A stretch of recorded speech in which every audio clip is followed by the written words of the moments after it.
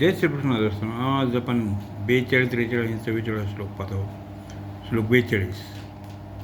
अथवा योगिनामेव कुले भवती धीमताम् एतद्धि दुर्लभतरं लोके जन्म यदि दृश्यम.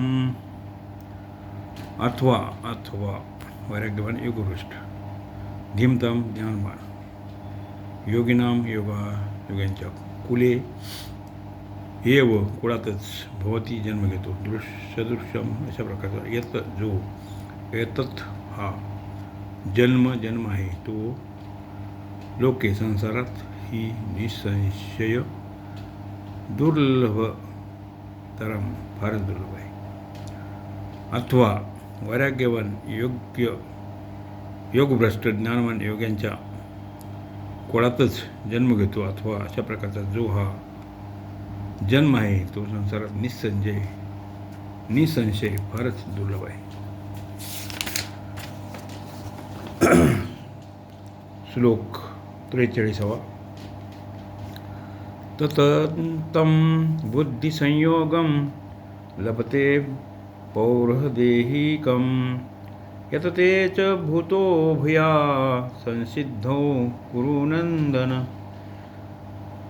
हे कुरुनंदन, तत्र त्या ठिकाणी, तम त्याला, पोहदेहिकम पूर्व मनुष्य जन्मात केलेली, बुद्धिसंयोगन साधन संपत्ती, लभते प्राप्त होते, च मग ततः तिच्या साह्याने, संसिद्धौ साधन सिद्धीच्या विषयात, भूया पुन्हा यत्ते प्रयत्न करतो. हे कुरुनंदन, त्या ठिकाणी त्याला पूर्व मनुष्य जन्मात केलेली साधन संपत्ती सहजच प्राप्त होते, मग तो तिच्या साह्याने साधन सिद्धीच्या विषयात पुन्हा विशेषतेने प्रयत्न करतो. श्लोक 44.